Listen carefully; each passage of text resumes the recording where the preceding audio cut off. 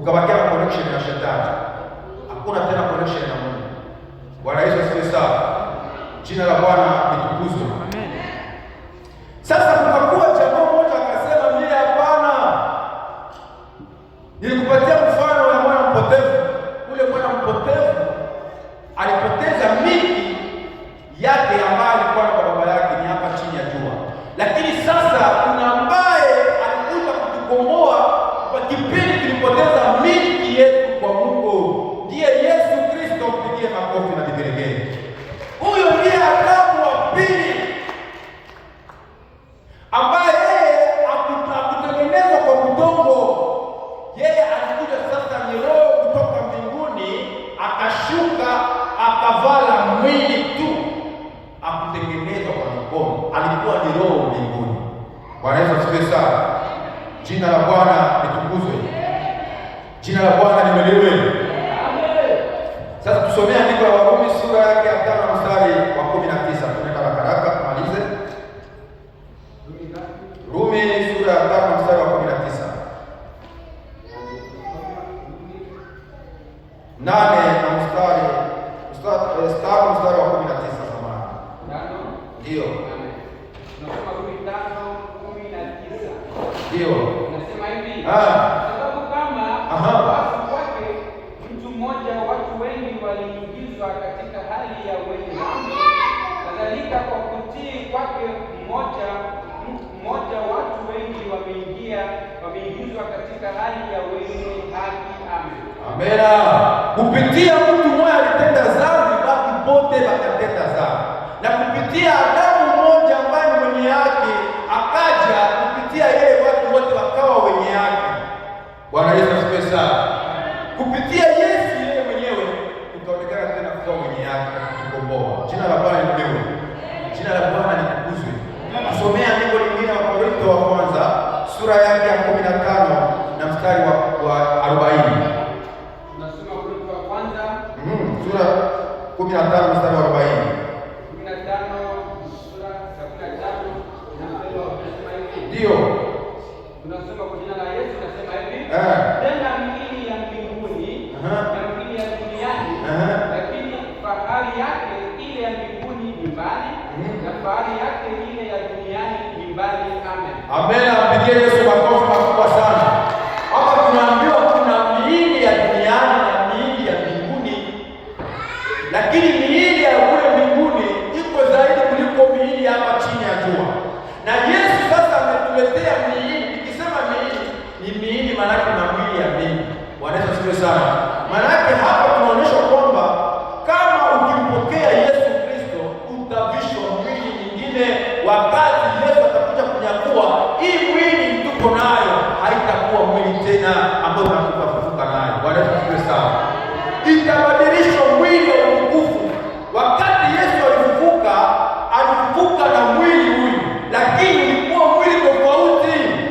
Haleluya. Ulikuwa tofauti, lakini Petro wakajua hata mufu abaki na mwili ya kukusiwa. Akasema hapana, huyu sio Yesu, huyu ni mwili demo. Huyu ni shetani, haiko tena Yesu, anakuwa mzimu. Kama wewe ni Yesu kweli, tuoneshe mguse. Yesu anasema mimi najua Mungu na mashaka. Mkeo mguse. Mguse mikono yako. Bakagusa wakasikia nyama ya mwanadamu. Inawezekanaje mtu ambaye tulizika iko na nyama ya mtu? Na njoo mwili utafufuka nayo wakati Yesu atakuja. Utakuwa na mwili lakini na utukufu. Yesu alipanda na mwili mbinguni, alipanda nao. Hakuacha iko kule mbinguni, iko na mwili yake. Bwana Yesu asifiwe sana. Iko na mwili. Na atashuka nayo na kuja kutuchukua, na hiyo mwili ambayo anaenda nayo atakuja nayo tena.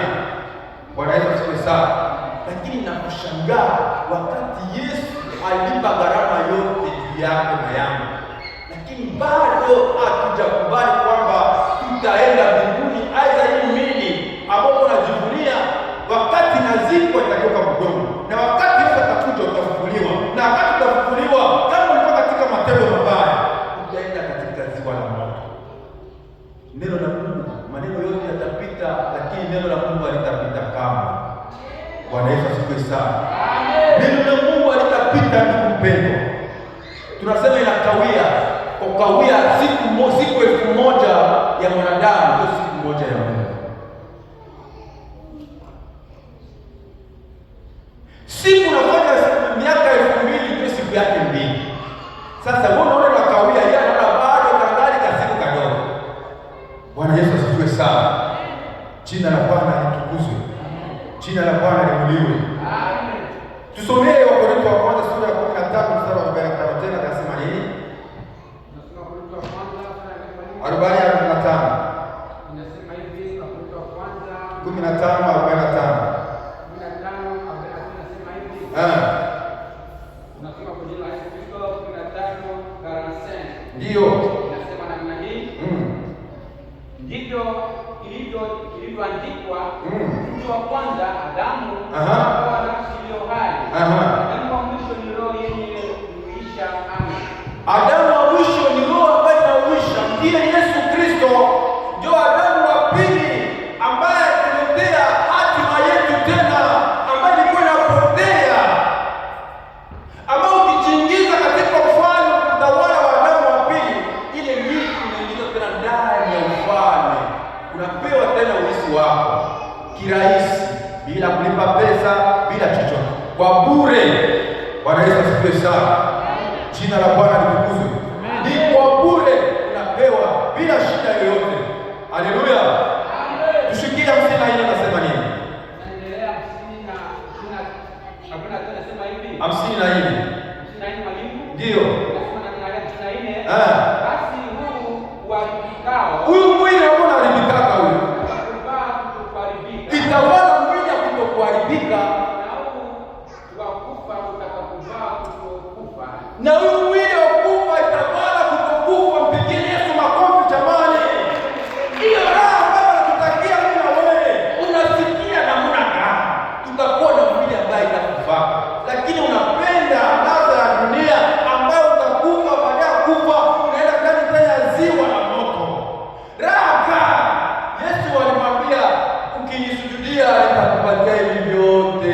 Akasema wewe unamdanganya na shetani. Wewe unipatie vyote. Bora tu dini nani? Bwana Yesu asifiwe sana. Huko unajidanganya wewe mwenyewe. Ndio maana ndio Mungu anasema hii yote anataka kukupatia nani? Na ukose ufalme wa Mungu utapata nafsi yako itakuwa nafasi gani? Dunia yote unapatia hiyo hapa. Kisha baada ya dunia kisha unakufa. Ukishakufa sasa unaenda taarifa nyingine. Hakuna mrithi ya mbinguni tena. Mungu wetu atuhurumie sana. Badilika leo ndugu mpendwa. Hatima yako iko. Hii mwili ambao tuko nayo tunatesekea, uko na stress ya mingi, ni hiki, sina hiki, na hiki. Yote vitapita. Mwenyewe Mobutu, unajua historia ya Mobutu kulizidia kama mimi. Alikuwa na mapesa ya ajabu. Basi yote kulikuwa na mali yake. Lakini alikufa sababu ile nguruwe. Kifo chake hakikukua na kushangiliwa. Kwa sababu aliona mali ya dunia ni fahari, lakini sasa mwisho wake anategemea nini sasa? Mungu wetu atuhurumie sana. Tunachotumaini ni mwili, tuvae mwili ya kukufa mimi na wewe. Acha roho mbaya, acha mambo yote ya mwovu adui. Hiyo yote ni vishawishi vya wewe kusababisha usiingie mbinguni. Ndugu mpendwa, Mungu anakupenda, ndio maana anapenda ukifa uvale mwili ya kutokufa tena, ufufuke na mwili ambaye haita kufaka tena, mwili ambaye hatakikaka, hautasikiaka njala, hautasikiaka chochote ndani ya maisha yako kinakuumiza. Hakuna stress ya Bwana, hakuna stress ya bibi, hakuna stress ya watoto, hakuna stress ya maisha, hakuna chochote ajali, hakuna katika utawala ule unafanya. Ni raha kwenda mbele kushangilia pamoja na Yesu mbinguni. Bwana Yesu asifiwe sana. Sijui unafikiria nini neno hili linakuja kwako leo. Ungeangalia nini ambayo inakusumbua sana katika maisha yako. Hii mwili mimi naona muda wote ndio tunapanga kufa, kwa sababu najua hata nikiogopa kufa nitakufa tu. Sina muda wa kuogopa kufa. Bwana Yesu asifiwe sana. Muda wote nitakufa, na nikifa baada ya kufa nitaenda wapi? Na wewe baada ya kufa utaenda wapi mpendwa? Haleluya. Kumbuka kama Yesu alitoa uhai wake juu yako, akavaa mwili kwa sababu ukamate mwili ambao utakufaka. Bwana Yesu asifiwe sana. Hii dunia tunapita, ndugu mpendwa, hakuna raha ambayo unapata. Mimi sioni raha yoyote ndani ya dunia hii, sioni chochote, ni mateso tu.